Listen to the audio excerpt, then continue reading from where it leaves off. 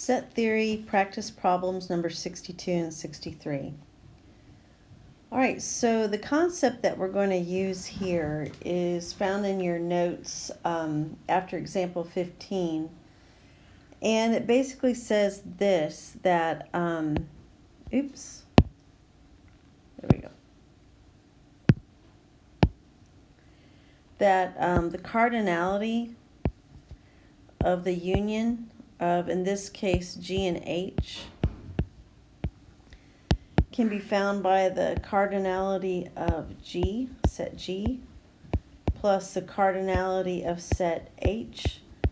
And remember, we would want to subtract from this the cardinality of the items or the area that was the intersection of G and H, because we don't want to count that twice, right?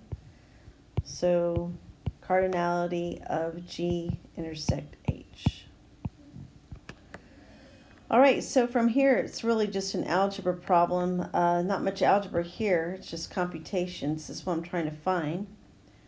Cardinality of G was 20. Cardinality of H was 30. Cardinality of the intersection was 5. So the computation of that is 45. So that was number 62. And 63, oh, cool. On both of these, all we're having to do is just find the cardinality of the intersection. Well, that's nice.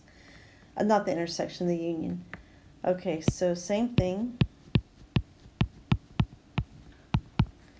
So the cardinality of G was 5. Cardinality of H was 8. And they had the cardinality of the intersection was 4. So I could have the 5 plus 8 minus 4 is 9.